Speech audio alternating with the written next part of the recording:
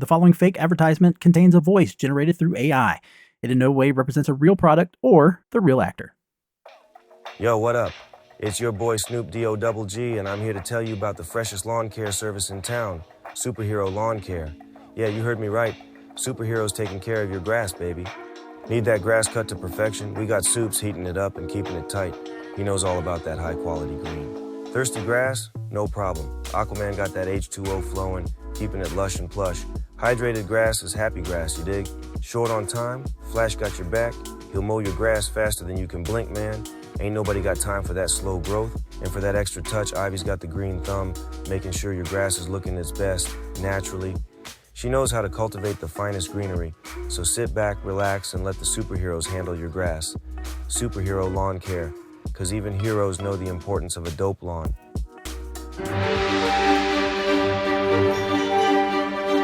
Welcome to this Moving Panels One Shot. Let's have a nerdy little conversation, and let's go back in time. Let's go retro.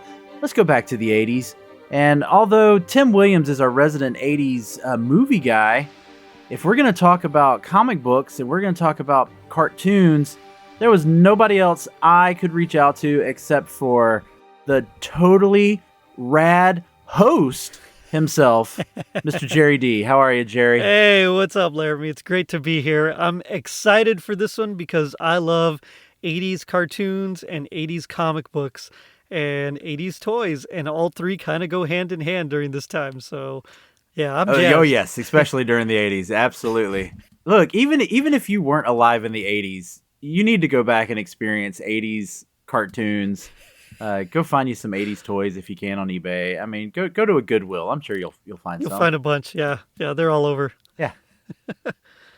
All right. Well, let's jump straight into this. I honestly, I just have a list of questions. I'm just very curious to kind of pick your brain about and kind of have a walk down memory lane when it comes to some of this. So let's just start right off. Okay. What are some of your earliest memories of, it could be comic books or cartoons, either or, from the 80s? Okay, so one of my very first memories is getting the Castle Grayskull for Christmas, of course. That's like iconic. Oh, yes. That's like one of my first. But also, I remember getting Optimus Prime as a toy one Christmas. So was that one? It was Grayskull, and the third one, like in this little trifecta sweet spot of the early 80s, was the Superpowers Batmobile and Batman, Robin, and Joker. Yes. So all three of those were like under the tree, and of course all three of those did have comic tie-ins. But those are like my first like vivid memory. I remember just getting Castle Grayskull and being like over the moon for that. As far as like comics goes, my dad was a big comic fan. I think in one of my latest episodes I mentioned that he actually had like Spider-Man number 5 was like his earliest comic. He ended up having to sell it, but he still has Spider-Man number 12 in his possession right now. Oh, wow. He had like some really, really awesome early Spider-Man comics. And so he was really into comics. So I started getting into comics. I remember reading some of Batman stuff, you know, like Denny O'Neil and some of that stuff from like the 70s that my dad had. I remember this one where it was Batman versus, it was a vampire, and they end up eventually joining sides. And I cannot remember the guy's name. Every time I have to look it up, and I can't for the life of me ever remember it. I don't know why, but he ends up joining up with this vampire, and they try to hunt down like the vampire's former lover. So I remember that comic. And then the other thing is, of course, the cartoons that I really remember. And the earliest memory I have of cartoons, and this is not quite action or comic book related until much later, but was the Smurfs. I remember watching the Smurfs really, really early. I had to have been maybe like 2 years old. And I loved it so much that I eventually had a Smurf party for my second birthday. Very nice. But it's like those three things kind of combine into like one big vivid memory of why I'm such like an 80s comic book cartoon toy nerd. So Oh, look, I was right there with you for most of that, because of your big three, two of those were also mine. Like, nice. I remember getting Grayskull. I also had Snake Mountain. and That's a the cool one. He-Man figures. But yeah, the superpower figures Yes. were big ones for me too. Yeah, they were so And cool. I Yeah.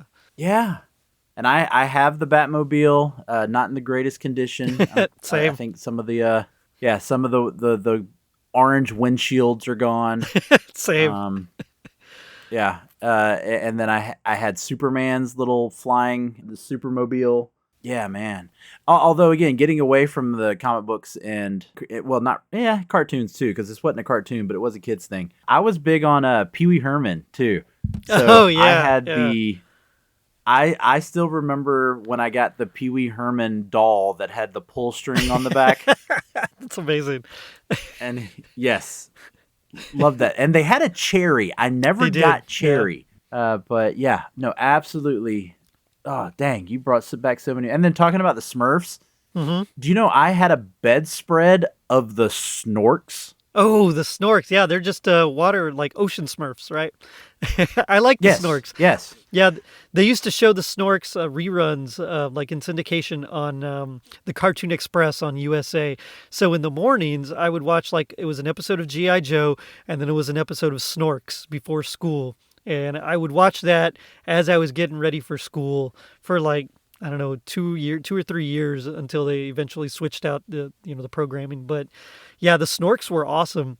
Um, they really were just kind of like water Smurfs, really, but. Yeah.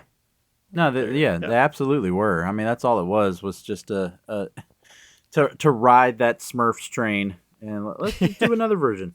Yeah, yeah. Uh, yeah, but I had a bedspread of the Snorks, and then later I had a real Ghostbusters bedspread. Nice. The real Ghostbusters was And another my one that favorite- was awesome. Yeah. Yeah, my favorite thing about that bedspread, although when you think about it now, it's like, why would they even do that? Was the pillowcase had the Ghostbusters logo on it, and the ghost was made out of the material that would glow in the dark. That's awesome. But let's think about that. Let's think about what that material was like in the I was gonna 80s. s- That material in the was 80s that like radioactive was- or something?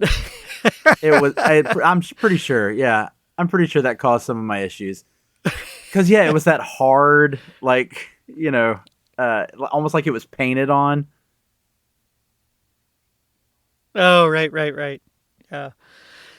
It's funny. They had so much merch for everything. I mean, like if you name it, they had merch for it. And I think you really like Star Wars was the first one to like expand upon that trend, right? They're the ones that really Oh, were yeah. like the leaders in that trend, and but like everybody hopped on it. I mean, there was Transformers lunchboxes. I mean, there was Voltron.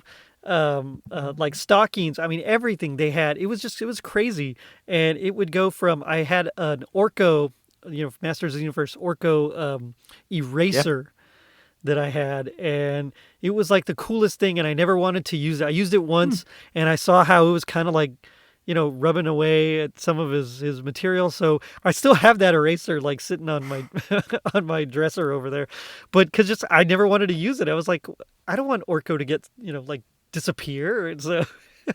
But like they just capitalized on everything, and I Oh, did yeah. have No, I He-Man, totally understand He-Man sheets, yeah. So the bedspread of He-Man was pretty amazing. No, I totally get I've had stuff like that where it's like, oh, this is so cool, and I don't want to use it because it'll mess it up. And Mhm. even in the 80s and 90s, I had that thought about certain things. Yeah. Let me ask you another question. You brought up Denny O'Neil earlier, so here's another question I have on my list. Were there any specific comic book writers or artists from the 80s who you feel left a lasting impression on you? Well, Chris Claremont, and I know he predates the 80s, but his X-Men, I mean, he was on X-Men forever, right? Yeah. Very wordy, like really descriptive. He uses a lot of the same kind of catchphrases over and over again, like "with all my heart" was his famous one. But I liked his style. He would just kind of, go farther and farther out there, and no one really. Wheezy Louise Simonson kind of reined him in a little bit, but like I liked the style. It is really wordy. You're more reading than you are like just watching. Just looking at the pictures. But at the same time, you go from like things like the Phoenix all the way to the Outback era, and I mean it was cool. And then when he started doing New Mutants, I dug all that as well. And it's just he's one. I like John Byrne a lot. So especially Yeah. after Crisis on Infinite Earths, when we had he kind of rebooted essentially, in this new era, Superman. And so I liked his Superman. Man of Steel. Yeah. Yeah, yeah. So, but also just his style, his art style in general. There was something about it that was very, very visceral to me. Like it really stood out. Some of his poses, I liked his design. So like whenever he would draw like Reed Richards and he with the pipe and he kind of had like the little. Not dimple in his chin, but kind of, I don't know, line there. Yeah, Maybe kind of the that's what it was. cleft chin. Yeah, yeah. So just things like that really stood out to me. I always enjoyed. Those are probably my biggest two. And of course, Jack Kirby with the superpowers line. I mean, Jack Kirby way predates the 80s, but his superpowers, I remember reading in the 80s. And because I remember not quite fully understanding it until later on, but like I remember the art style.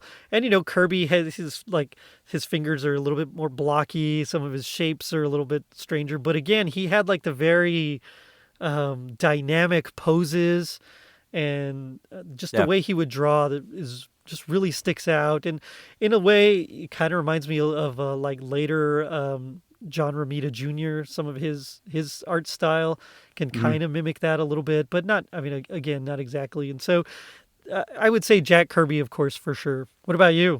Well, so I actually have to admit, I mean, I was a smaller child in the 80s, so I didn't really start getting into comics until the 90s. I mean, I could go back now and talk about comics from the 80s that I think were a big deal, but as a kid of the 80s, yeah, the comic books weren't really on my radar just yet. Right. That would be... Sorry, just as you were talking, I don't know what you said. Something Frank Miller. I can't believe I left off Frank Miller. Anyway, go ahead. So yeah, comic books weren't a thing for you, but I had to throw in Frank Miller there. Sorry. Yeah. Oh no, that's actually where I was leading to was Frank Miller or even Alan Moore. Of course, Alan they Moore, were yeah. huge. Yeah. I mean, huge in the 80s and all that, which brings me to my next question. Are there any 80s comic book series that you think had the most cultural impact? Well, of course, The Dark Knight Returns, I mean, that kind of really changed Batman, the way Batman had been portrayed for a while. He was already trending back that way, but the Neil Adams look and some of those scripts and by Danny, and so he was already kind of trending back that way, but that really brought him back to like his kind of pulpy, darker roots. And then of course that gave us Tim Burton's Batman. So I mean, I feel like that's probably the most iconic bit of 80s that has like been maintained throughout all these years, because in the 80s were still a time where you could get away with wackier outfits. Like once we got to the 90s, they were wacky for a whole different reason. There was spikes everywhere, pockets. Pouches Everybody everywhere. had pockets. Yeah, just a ton of pockets and pouches and spikes, right? And long blades. If you could put a blade on it, we're gonna put a blade on it. But like in the 80s, you could still get crazy outfits. I mean, you look at like Pariah in the Crisis event, and Harbinger. Yeah. That's a strange outfit, but at the same time, it feels from the era, but also like beyond the era. So I like that. Of course, DC and Marvel up to this point, but mostly DC, had been doing all the multiversal stuff for years and years. But when it came to a head in like Crisis on Infinite Earths and Secret Wars. Yeah. I mean, I feel like those had long-lasting events because now like DC has a crisis every like 2 or 3 years, right? Every 5 years there's another crisis or something. And Marvel at this point has had like 3 Secret Wars. So, I feel like it was almost the peak of some of their ideas. Like, oh yeah, Secret Wars. Let's go for it. We're gonna mash everybody together. Yeah, let's do it. Same thing. Crisis on Infinite Earths. One big bad. Let's throw everybody in there and see what happens from all these different universes. Okay, let's do it. So that definitely, both those events have had lasting impressions. And while I didn't read those 2 events specifically in the 80s, I feel like everything that I've read since then, you can find traces of just from those. But overall, I mean, I feel like the pop culture has mostly been affected by the Batman kind of rebrand that Frank Miller did. So I totally agree with you, especially on the DC end. Secret Wars, I think became something, but you have to admit, when they created Secret Wars, it was to sell a toy line. That's all it was for. Oh, yeah, totally. 1,000,000%. But also, I feel like that's all that the 80s really were. And I'm not 100%, yes. Because, some of those rules about cartoons like based on toy lines and things like that had been relaxed. And so they didn't need to necessarily make comic books to get around that. They pretty much just started making cartoons based off these and started selling them. But a lot of that was, and for sure, Secret Wars was an attempt by Marvel to really just counter the superpowers line. I mean, the superpowers line was amazing. Yep. And then the Secret Wars toys, they weren't as cool, but they were still figures you could play with of like Baron Zemo and Spider-Man and Doctor Doom and Captain America and Iron Man, but also they weren't as cool as the superpowers. I mean, nope. Batman, Superman, Wonder Woman, Green Lantern, Flash, like you have all these like heavyweights, the original Justice League with Aquaman and Martian Manhunter even, and then you got some other lines like Cyborg was in there, and that Cyborg, just FYI, that Cyborg superpowers figure is like one of the most sought after figures. He is so rare and so expensive. And I have a vivid memory. Like this is, there's a lot of things from the 80s that are vague, but I have a very, very vivid memory. We were at a Kmart and we saw Cyborg on the shelf. And I remember asking my parents for it. And in the end, I instead picked Cyclotron and ended up getting that toy.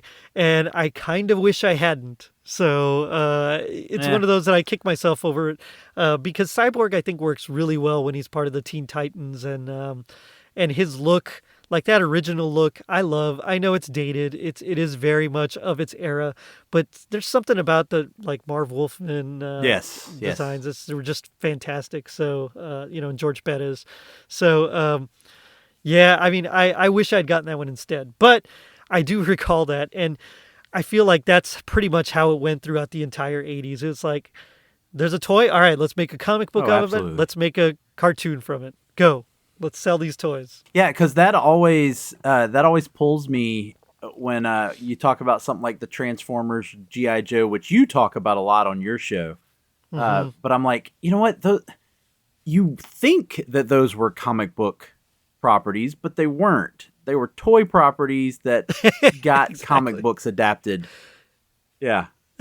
That's right. So. I feel like a lot of the cartoons and comics were just because of toys, and they were. That's why. So, yeah. Yeah, and that you actually pretty much cleared the next question I had set, which was what role did Saturday morning cartoons play in the lives of kids growing up in the 80s? Oh, man. Saturday morning cartoons, and not just Saturday morning cartoons, but like all the cartoons that were run in syndication after school as well, like Thundercats and Masters of the Universe. Like those were huge. Like you couldn't wait to come home from school so you could sit down in front of the TV, catch your favorite shows. Absolutely. And then you'd go to like KB Toys, or if you were lucky enough to have a Toys R Us next to you, which we were not, but you'd go to like... I wasn't either. Yeah, you'd go to like KB Toys and I'm sorry, I understand, but Walmart, Kmart, all the big names, and you would go and see the toys there, and like they were on the cartoons that you watched, they were on in the comics that you read because of the cartoons. I mean, it was huge. It was like your world pretty much, until Nintendo came out, and then you go from there. But like I remember I could not wait. Saturday morning was like a whole event. I'd get up early because they started showing some shows in syndication at 5 a.m. So there were some Saturdays where I would wake up at 5 a.m. just to catch things like The Visionaries, like some of those less popular lines. And I would just watch cartoons until it was usually around 11:30 when they would start showing like The Wide Yep. World of Sports or something like one of the live action shows later on. And after that, it was like, all right, let's go play with the toys now. So I'm done with my cartoons, and my parents got their laundry done because I was parked in front of a TV, so let's go play. Yeah. Yes. Yes. Saturday morning cartoons was just like the 5-hour infomercial for toys is all that was. That's exactly what it was. And it was amazing. Yeah. And we loved it. Loved every moment of it. Every moment. Still. Yeah. And all right. So I have to ask you, Yeah. Okay.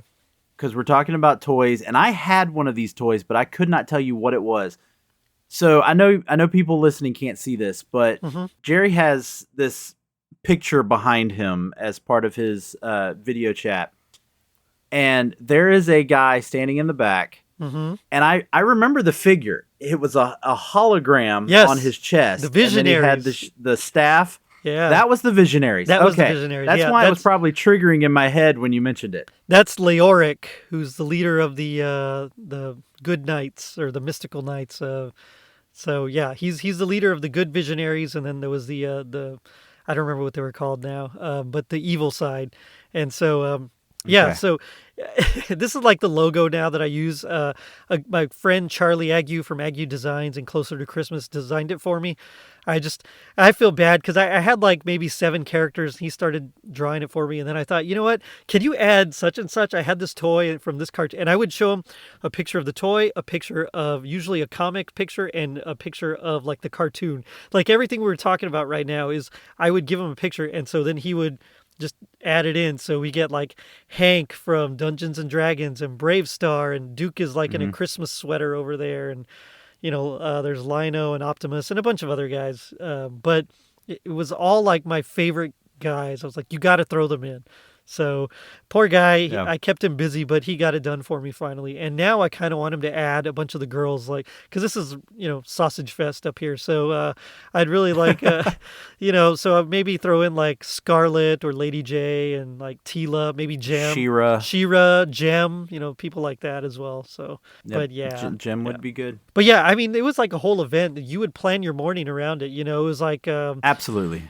you had some shows on some channels, another show on like another channel, and sometimes you had 2 shows you liked at the same time, and you would just flip back and forth. Yeah, catching So, what you could in between least the we would. commercial of the other. Yeah. Exactly. Yeah. So in the spirit of that, let me ask you this question. So do you think that modern cartoons, or you know what, you can even throw in comic books, do you think that they do or maybe can capture that same spirit that we had experiencing this in the 80s? It's a little bit harder because in the 80s, like they would show a show, and depending on what show it was or how it was licensed, it would either be 65 episodes or usually 13 episodes. So if it was 65 episodes, then you could that's 13 weeks, and so you could watch that same episode 4 times throughout the year.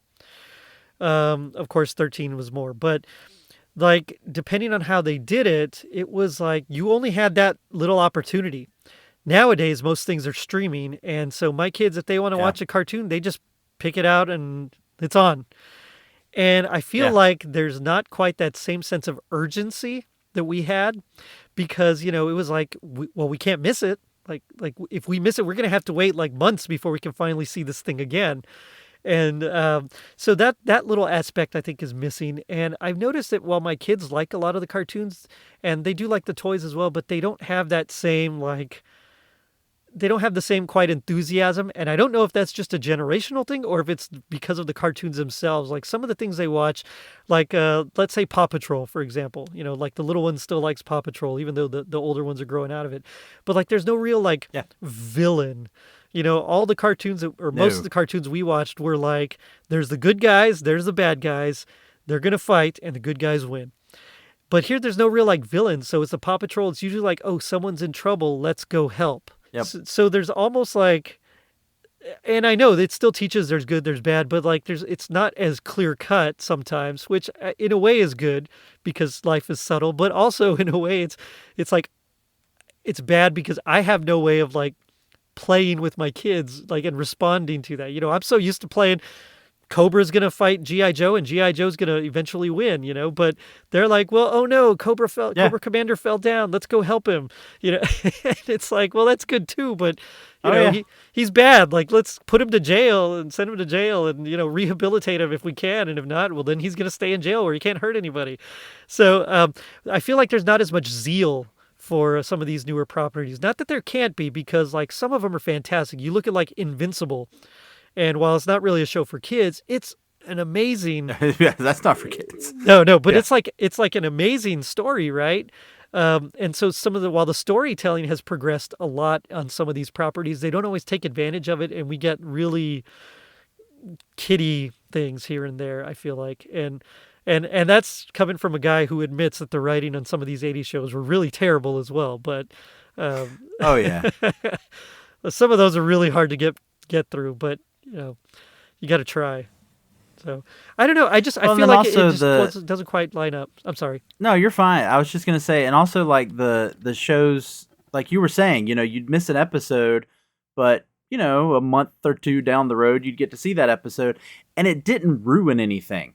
Whereas there's so many shows now that are series, like literal series. Right. Like if you miss an episode, you miss part of the story. Right.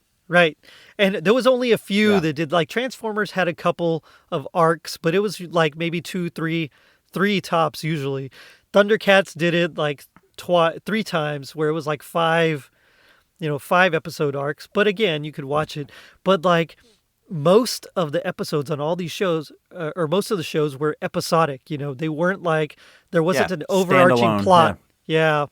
And you're right. Especially like you think about Justice League, that cartoon that came out in like the early 2000s. Fantastic cartoon, but season 2 especially, and with Justice League Unlimited, season 1, I guess. I mean, there was like a whole big overarching plot that, you could miss one, but you missed a little piece of the puzzle. And that really didn't happen very much with like G.I. Joe, or especially like Mask, things like that. So I do feel like there is that element where having it on demand can ruin that, but also being able to follow a whole series is a little bit more problematic, I think. So with that, again, continuing that thought process. Mm-hmm. So we've gotten, reboots of, He-Man with the Netflix series. We just got, even though this was a 90s cartoon, we just kind of got a loose kind of reboot of Batman the Animated Series on Amazon Prime with Cape Crusader. So here's my question. If you could bring back one series, and again, I don't care if you talk comic book, cartoon, whatever, one series from the 80s, which one would it be? Ooh. I feel like I'd want to do something that's real famous, but at the same time, I feel like I don't know if we could capture necessarily all of it. It's always hit or miss. So I think I'm going to go instead for something that's a little more obscure. So I'd probably, if you ask most people about Mask, some people remember it. They remember the toys. They definitely, like, very rarely remember the cartoon, and even more rarely the comic. I think I'd bring back Mask and it's kind of a cheat, because with Mask, now that Kenner, was bought out famously by Hasbro, they're technically part of the G.I. Joe universe. So I could actually incorporate some of the G.I. Joe elements, and in the comics, G.I. Joe and Transformers get together, so I could also throw in Transformers. So Which also, do you remember Battle Beasts? I don't know. Okay, Maybe when you start describing there them, were these I'll these remember. little figures. There was like the most famous one's probably like a white lion. He's got like an eye patch on it, and they were just, I mean, they were literally only like maybe 2 inches tall, and they had little holograms on them, and you'd rub the hologram, and it would show either like wood, water, or like fire, and it was kind of Okay. the whole thing was like, it was like a rock paper scissors. So Yeah. fire beats wood beats water beats fire, and so you just fight like that. But originally, when they were created, they were actually part of the Transformers line. So you could throw that in as well with Mask, and just you focus mostly on Mask, but you could have random adventures. And then again, another little cheat was that we had a few things like, for example, one of the members of Cops. Do you remember Cops? Oh, loved Cops. Yeah, Yeah, yeah. I do remember Yeah, Cops. fighting Yeah. crime in a future time. So one of their members was actually the son of Beachhead from G.I. Joe. So again, you could kind of have like Wow.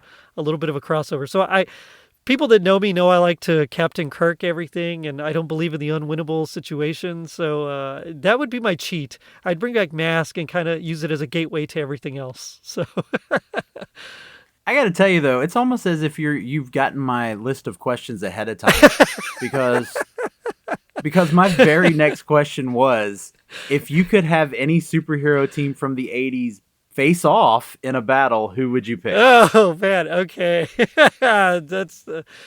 that's amazing. I mean, I think you've pretty much answered that with that whole. Yeah, Yeah. yeah. I mean, there's a lot. There's like, I mean, you mashed up a whole bunch of stuff there. well, that's so- what we would do in the '80s, right? We'd get our toys. Oh, yeah. and No, we would just make absolutely. them fight. I remember Yeah, when I didn't care how different the sizes were. Yeah, you exactly. had- He-Man's this big bulky dude, and then you had these tiny, skinny little GI Joes, but it didn't matter. Mhm. And then you brought in the Thundercats that were all another completely different They were size like from anything else. 6 inches tall. They were, yeah. I mean, it was all Yeah. over the place, and it was amazing. Yeah, I mean, can you imagine like a big battle royale style? I would love to see like a Crisis on Infinite Earths, but with all those properties just thrown together, like everything that we loved. Let's throw in Ninja Turtles. Let's throw in Thundercats and Silverhawks. Remember Silverhawks? So So you're actually, do you remember, you're talking about just throwing them all together. Do you remember in the 80s when they would do that with like the Saturday morning cartoon stuff and it was like a say no to drugs yes, campaign? yes, I do. Yes. And it was, yeah, it And was s- like the strangest. You're like, why are they together? But the whole thing Yes. was, yeah, It's like like Winnie the Pooh with the Teenage Mutant Turtles. Yeah. that's right. Yeah, I want to say Alf might have been in there. Alf was in one of Yeah, them. He was. yeah. Yes. So Because there was an Alf cartoon. maybe that's where we got it from, or we just wanted to play with all the toys. I don't know, but yeah, I was super into that, and I would love a big old crossover like that. I mean, I think that'd just be fantastic. Now, I actually have a question for you. Did you ever Okay. read like the GI Joe or Transformers comics? I have not. Okay. Yeah, I have not. I don't know if I've ever said this on my show before. I know I've either said it on your show or Tim's show. I was never huge into G.I. Joe. Hmm. Transformers I enjoyed, but I never was hooked on it, and I think it was mainly because the toys frustrated the crap out of me. Yeah, I can Um, see that. Sometimes, yeah. sometimes they were a little hard. Yeah, the pieces would get Yeah. stuck. Yeah, I gotcha.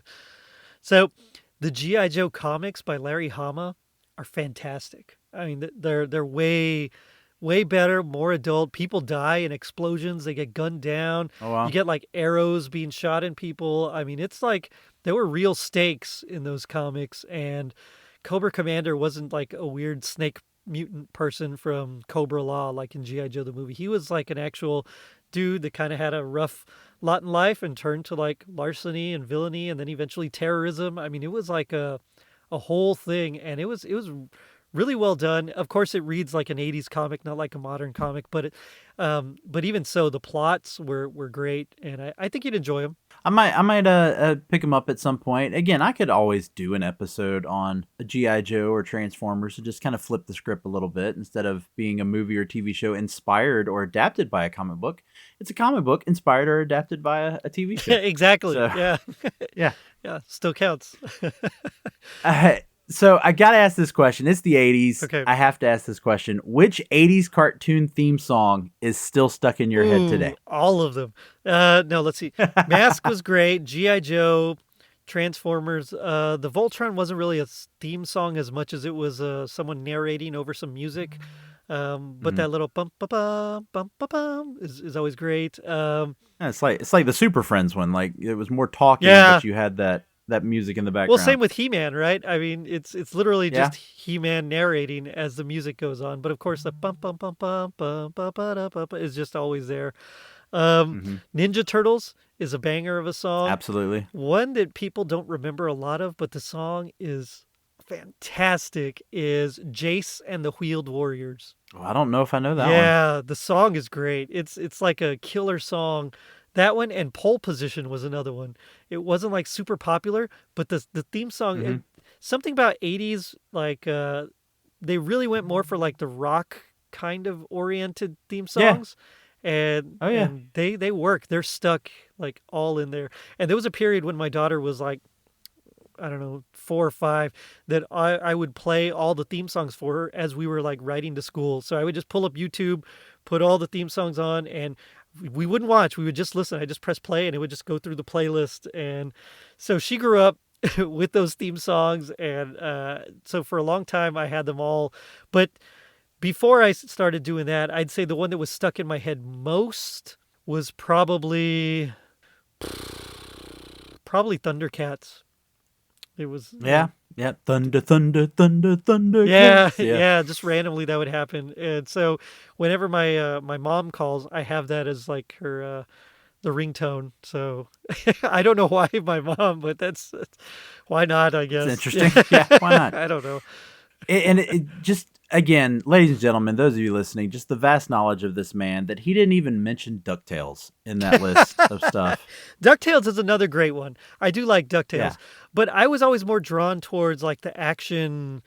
Yeah, no, I get it. Cartoon. But later on, But I mean, why? you go ahead. Why did the Gummy Bears theme song go so hard? That was another Because they question. all did, man. They Yeah. literally all did. Yeah, that was a great one. That's another one. And there's that line in the song where they talk about gummy berry juice. And every time we do that, Yeah. my kids The would gummy berry juice. just look at me Yeah. like, and just gasping with their mouths wide open, like, what's gummy berry juice? And so, yeah. But there was a lot of them that were great. There was. Yeah. I miss theme songs. Yeah, I do too. I feel like, I mean, again, not for kids, but you look at Invincible and there's no real theme song there. It's No. like, it's It's just the logo. How is he going to say the word invincible Exactly. in the opening? Yeah. That's And that's it. Yeah.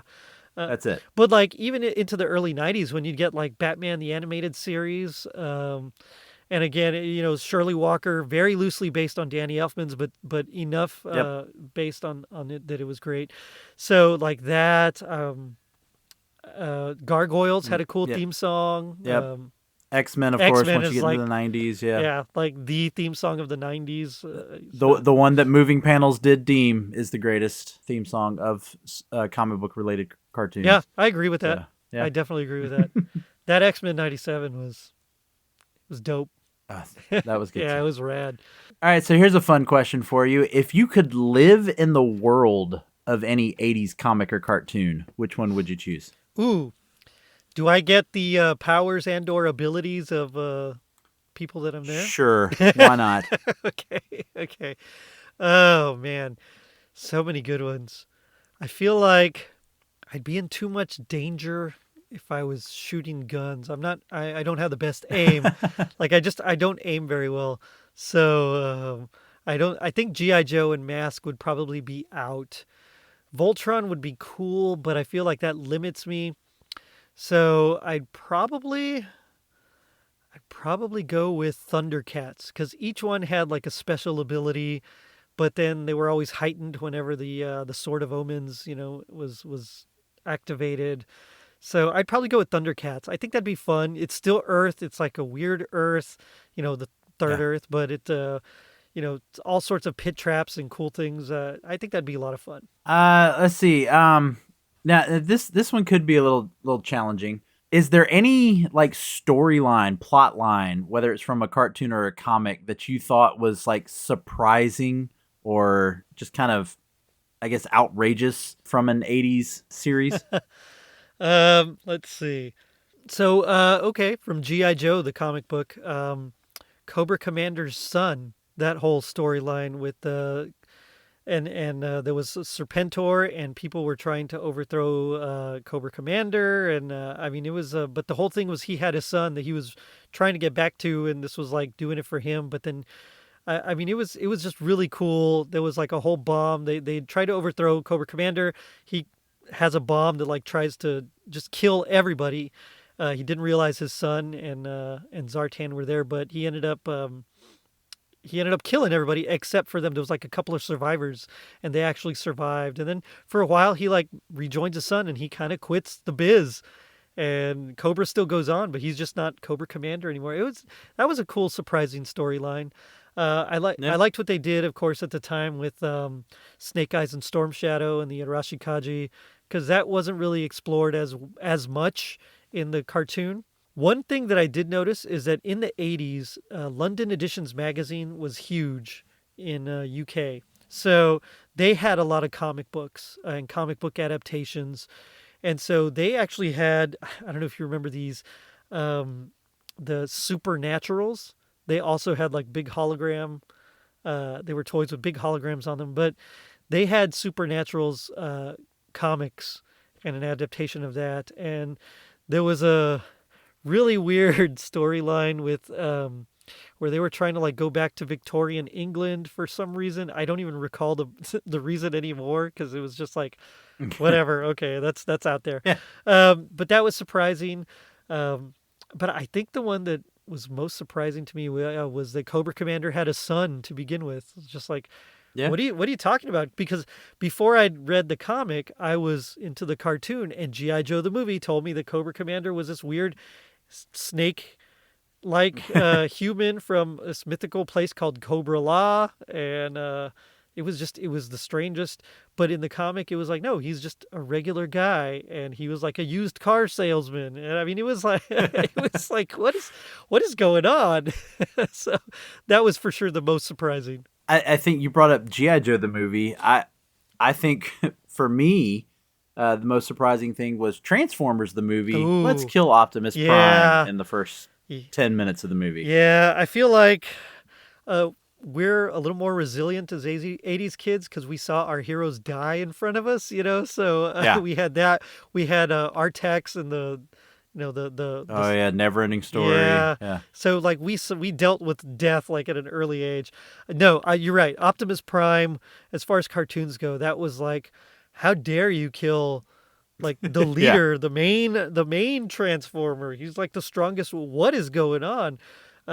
So yeah, they killed him off, and then we got Rodimus Prime, and you're like, Rodimus, come on, it's his fault that Optimus died, and you know Yeah. all that stuff. And you go back and now as an adult, you're like, well, not really. It's not really his fault. But that was definitely a surprise, and the backlash was so bad that they rewrote G.I. Joe Yeah, the movie. Yeah. So Duke lived. He was just in a coma instead of dying. So.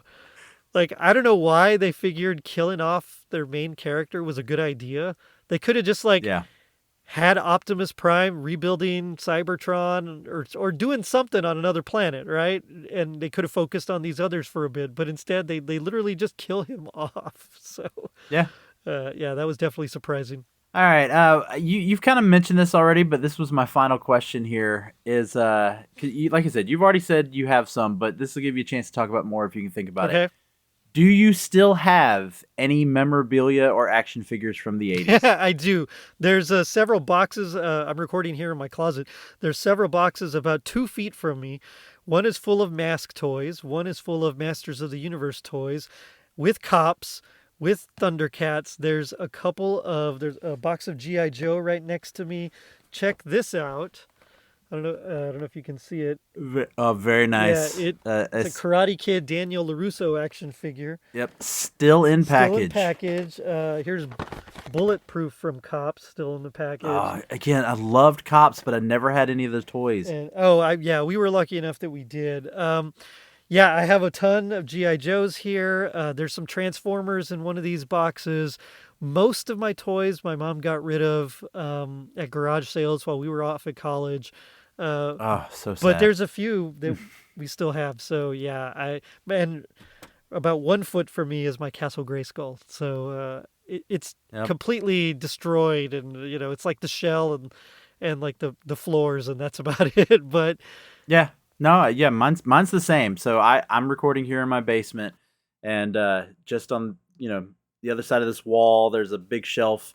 And yeah, my Castle Grayskull sitting at the top of it, next to the Snake Mountain, next to the Hall of Justice. nice. I never got the They're all Hall of still sitting Justice. up there. Yeah, here's Yeah. let's see, a GI Joe carrying case with some figures in it. Oh, my Batmobile is like right up there. So yeah, I still have my Batmobile with Batman and Yep. Robin. I have Batman, Robin, and Penguin for some reason, but the others I just don't have. Um, that's most of them, but I have pretty much all of my superpowers, although many of them are probably missing an arm or a leg. right, right. Uh, They would just pop so off like super easy, right? yeah, I mean most. I mean it was like the GI Joes that their arms and legs were just attached by a rubber band, Yeah, so it would deteriorate over time. it would. There's ways to fix it. I remember you could unscrew the back and then you could like refix it, but I was never any good at it. So my friends could do it pretty well, and I never really could get it.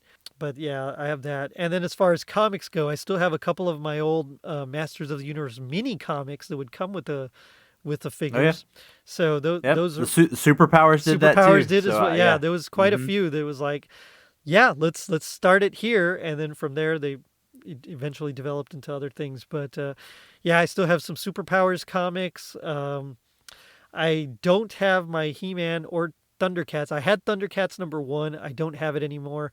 I had Mask Oh number wow. one. I don't know what happened to it. I have a feeling it might still be both of those might still be at my parents somewhere. You know how it is, but Yeah, and then I also had Dino Riders #1 as well.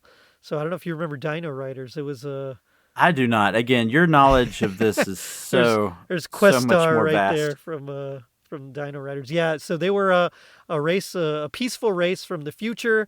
There was a warrior race of aliens trying to conquer them. They activated their machine, went back in time, and both races got trapped in the times of the dinosaurs. And yeah, so they would communicate with dinosaurs while the evil warriors would enslave them with these machines. Anyway, so yeah, it was cool, and they had Marvel had a comic of them, so there was Very that for a nice. bit. But I mean, there was comics all over the place. There was Silverhawk comics, Thundercat comics, and this is in the '80s. Brave Star had a couple of issues. Of course, Mask, Transformers, GI Joe that we've talked about. Ninja Turtles were, I mean, they started as a Well, comics. they were a So comic yeah, first, yeah, yeah. that's like one of the Although not a kids no, comic. no, no, but they were like one of the few that actually started as a comic, right? Not Yeah. as a toy. So yeah, I mean, but there was a bunch of different Sky Commanders was I think they had a comic. So Ring Raiders had a comic. Like all these obscure lines even had comics. And Visionaries had comics. I mean, it's crazy, crazy times, man. But I loved it. Yeah. So Yeah. Oh no, it was a blast. Again, like I said, I know I'm probably more when I hit into things. It's the '90s, but I lived through enough of the '80s that I have a strong connection with all of that. I say I lived enough through I lived through pretty much all of the '80s, right. uh, but as an actual kid, who played with things and remembered things and going out like you were talking about, going to the stores, which I love how you brought up both Kmart and KB Toys. I mean, those are the huge ones, right? Yes, K- yes, but neither one of them have existed in like a I know. decade. So That's true. Yeah. yeah. Kmart was cool because Oh, I mean, worked at Kmart. did you so really? yeah, Okay. So yeah. okay. Well, then I don't have to explain. But I liked Kmart a lot. We had a small Kmart. I mean, a decent sized Kmart like in our town, and then in the next town, which was literally like you'd cross a street and you were in the next town. But they had a huge Kmart. And then eventually became like I guess the equivalent of like a super center, but like a Yeah. mega Kmart. Ours was a big K. Like that's what it Big was. K, yeah, yeah, Yeah. that's what they were called, yeah. Yeah, it was a regular Kmart, but then they upgraded it and it became a big a K. big K, yeah, yeah. So Yeah. so that other town had one of those, and I still remember the very first time I saw Ninja Turtles figures, and I mentioned it in the episode that I still haven't dropped yet because I've just been so behind on everything of Ninja Turtles. But in that episode, I mentioned how I still remember at Kmart seeing the Ninja Turtles toys for the first time, and we went and saw the movie at Movie Land Video, and just one of those local mom and pop video stores, and we rented it, and it was amazing. But I was able to convince my dad to get me a Leonardo action figure. So Yep, that was my first too. My Yeah. first was Leonardo. well, the swords were cool, right? The katana, they were just Yeah. they were so awesome. All right. Well, since you were talking about dropping an episode, what do you have coming up on Totally Rad Christmas? Well, okay, so I will drop our Ninja Turtles episode. We recorded this like way back it was like almost May, I think. It happens. May or June, and I've been meaning to drop it, and things have just gotten postponed. Anyway, so it's dropping soon, like in the next couple of weeks. Ninja Turtles. I have Dinosaurs. I don't know if you remember that cartoon. They're two alien races of dinosaurs. There It's from, like, might be some 87, of these yeah. that when if I were to see them or watch them, I'd probably go, oh yeah, It also had a killer theme song. Yeah, sure it did. yeah. So Dinosaurs. I mean, dear God, episode. Defenders of the Earth had an awesome theme song. Oh, and that's another forgettable Well, cartoon, those were based on comics, I guess, if you think and about that's it. why I know them. Yes. Yeah, yeah. So, Defenders of the Earth. Yeah, actually, Defenders of the Earth. Defenders of the Earth. So good. Defenders. Yes, man, it's amazing. So I got that. I've got The Princess Bride because it's Christmas adjacent. It's part of my Christmas adjacent series. Not really Christmassy at all, except that the story the dad is reading to him, he does so around Christmas time. Yep. There's like a Santa Claus on the wall behind There's a Santa them, I think. Claus. Yeah, you can see when the mom opens the windows, you can see Christmas lights on the house across the street. So, that qualifies it as being Christmassy, I guess.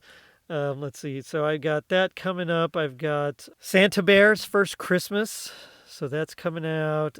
Family Matters episode. The Christmas Raccoons. That was another cartoon from the 80s. The Raccoons. It was a Canadian. Something on A Christmas Record, which was, that's not just A Christmas Record. That's the name of the album, A Christmas Record. It was like a compilation, like the very first compilation Christmas album of like the 80s. It was really cool stuff. For Halloween, I've got a couple of very fun ones like Silver Bullet, Salem's Lot, Video Power. Do you remember the Video Power show? Oh yes. Yeah. So they did a Halloween episode, so we're doing that. One on a Halloween of 80s wrestling, so that's super cool. love that. WWF. And then some more mainstream things like the Smurfs and Amen and White Christmas has its 70th anniversary this year, and that was released on video in '86, so that's going to be coming out as well. So all those should fill the next couple of months, and we'll see what happens after that, I guess. Well, that is awesome. Again, anybody who's never heard Jerry D, this man's knowledge is just so vast, and again, he's got a podcast all about this stuff with Christmas. Now you throw Christmas in, and it's super just niche.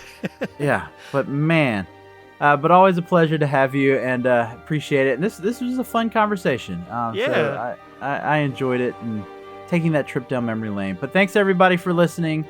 Rate and review the show. Go out and listen to Totally Rad Christmas, and stay tuned for more here with Moving Panels.